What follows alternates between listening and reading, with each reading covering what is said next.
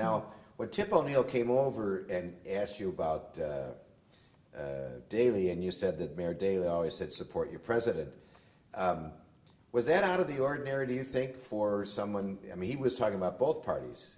Oh, absolutely. I mean, I remember when Daley went to the airport to meet Richard Nixon when Richard Nixon was about to be, impeached. Right. But his position was he's the president of the United States. Makes no difference if he's a Democrat or a Republican. I give the man the respect that he's due. And that was fresh in my mind when Tip came over to see me. Do you think that other people who had the power that Daley had or close to it felt the same way about the opposition? I don't think so. I don't think so. No. So that in some ways was very different? I think it was, yes. I mean, I think that Mayor Daley always got along extremely well with Republican governors of the state of Illinois. Because I think that he believed once the election was over, it was his job, your job, to work together for the benefit of the people. Now, he fought very hard in an election, not only for himself, but for other Democrats, and he supported Democrats, whether he agreed with them or not. But once that election was over, we were Americans, we were Illinoisans, we were Chicagoans. We all should work together for the benefit of the people. Now, were you involved at all in '72 at the Democratic Convention when he was?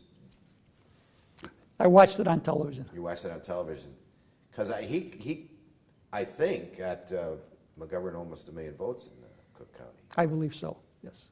I mean, I know he won it big, and I was always somewhat amazed at that. It had to be the strength of the organization, because when you talk about, the northwest side of Chicago, the southwest side of Chicago, I am sure those communities did not support McGovern, honestly or sincerely at all. It had to be the strength of the precinct captains and the work that the Democratic organization did. Right. And then that was after they were rebuked by. Right. What do you think that the Mayor Daley's greatest accomplishment was as mayor? Well, shortly after he died, someone said that they were talking about building monuments to him. And someone said that he didn't really need any monument. Just look around at the city of Chicago and see how much it had changed since 1955 and how much it had improved and, frankly, how much it had grown, as a city. I think the entire city is a monument to him. I've always believed he was a great man. I believe he did great things for the city, the state, and the nation. You can build any monument you want to him, but the greatest monument would have been he would have never allowed it, but the greatest monument would have been you could have changed the name from Chicago to Daleyville. Well, speaking of Daleyville, which is interesting, what is it about the Daley family that keeps them in power running the city for so long? Well, I think they're very talented people. I think they love the city of Chicago. They know how the game is played. I think Rich Daley has done, an excellent job as mayor of the city of Chicago. It's a different time and a different place from when his father was mayor. I don't want to compare them. I don't like comparing that, but I think Rich has done a very good job too. They know politics. They know government. That's how they've managed to succeed. John Daley, I think, has been an outstanding chairman of the Finance Committee over in Cook County. If his brother Rich wasn't mayor of Chicago, he would have been president of the Cook County Commissioners a long time ago. Bill Daley is an individual who has toyed a number of times with running for election. He would have made an outstanding candidate. Many people say he's the best politician in the family. I don't happen to agree with that. I think the best politician is Rich. Where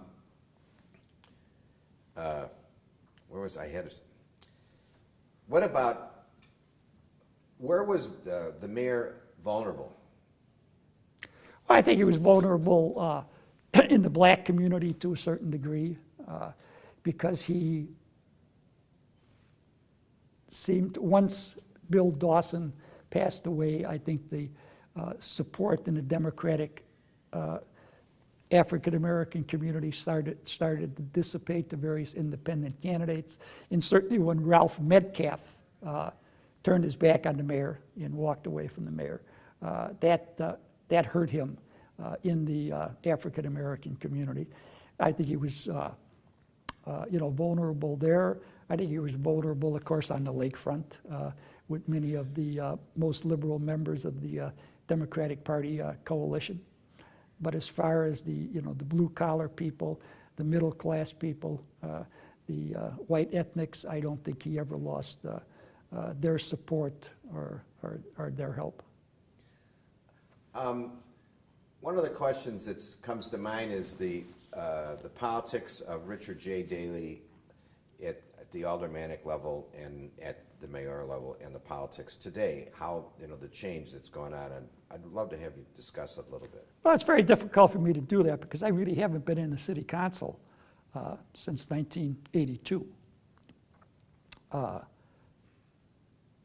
And once again, I would wind up comparing Richard J. Daley with Richard M. Daley, and I don't really want to get into that. No. Because I know how difficult it is for a son following in a father's footsteps because of my own son, Dan. And I have tried to stay out of his way, and I've tried to stay out of politics to a great degree, if not entirely, since he became the congressman.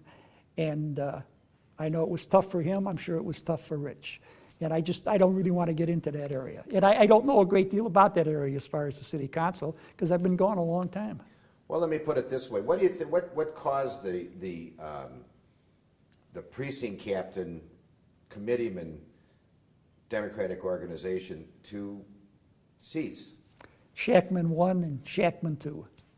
Explain that a little bit. Well, if you can't, first of all, I never operated underneath Shackman 1, which said you can't fire someone for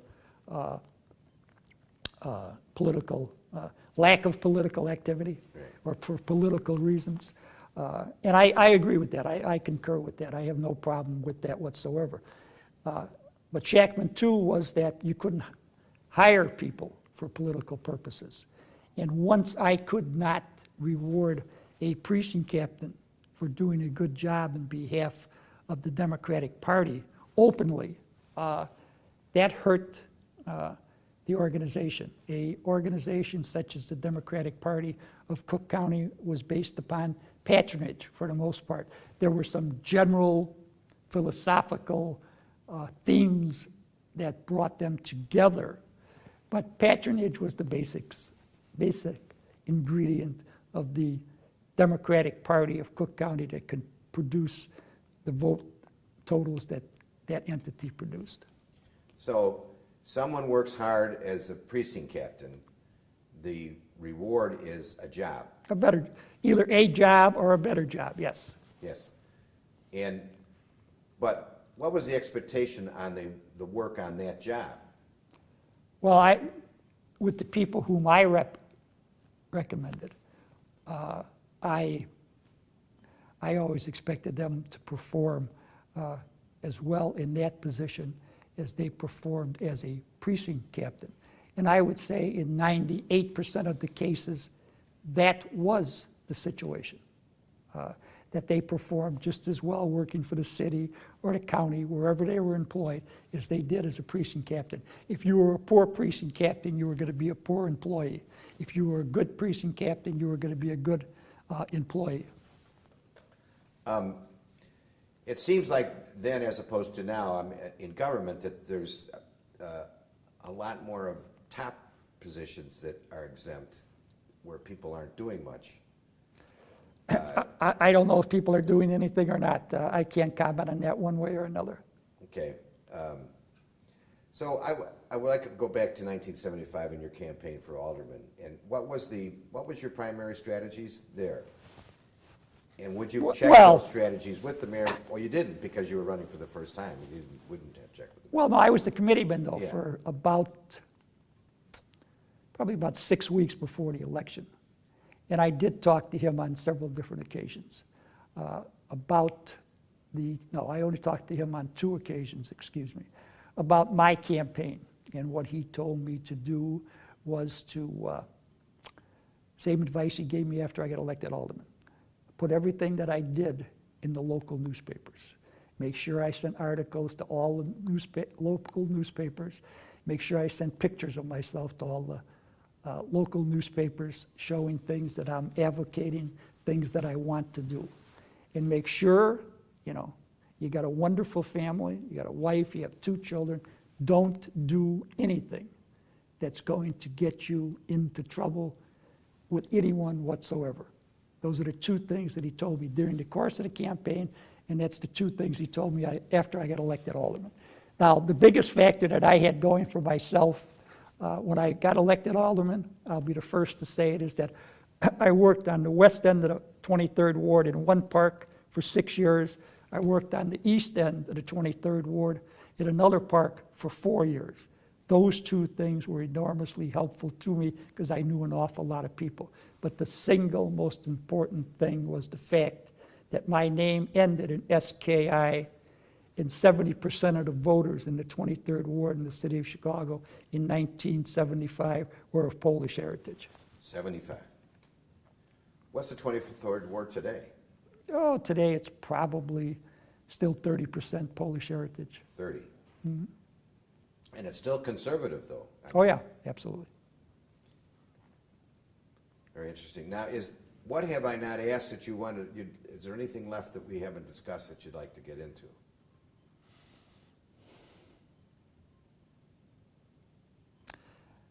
Just the thing that I probably remember most about Mayor Daley is the fact that my wife, Rosemarie, always said that he had the most beautiful blue eyes she has ever seen. And I remember after I was elected in 75 and he was elected in 75, and he had a reception for people over at the some hotel, I forget what it was right now, but myself, my wife, and our 2 children, after I was sworn in, went over to this reception. And we went through this line, and he said hello to everybody. I had met him twice before that, you know, where I would sit down and talk to him. But when we went through, he didn't recognize me at all at this particular point. And I probably moved on about 15 or 20 feet, and my wife heard Mrs. Daley say to him, "That's the new alderman from the 23rd Ward." Sis said that. Yes, Alderman Lipinski. Get over there and make sure you make him realize you recognize him. And he got out of line, walked 20 feet over to me, and says, "Alderman, I'm sorry, I was thinking of something else. I didn't realize it was you. Is this your lovely wife? And are these your children? And what's their names?" Those are the 2 most significant things I remember about him. Because, you know, Sis is, as everyone knew, she was a very positive influence on the mayor, but no one knows stories. That's a very unusual story, because it's a political story, which shows something about her that you don't hear talked about very often. Fascinating. Well, if that's it, then we're going to come to a close. And I thank you very much, because this has been extremely informative for the project. I've been very happy to be here.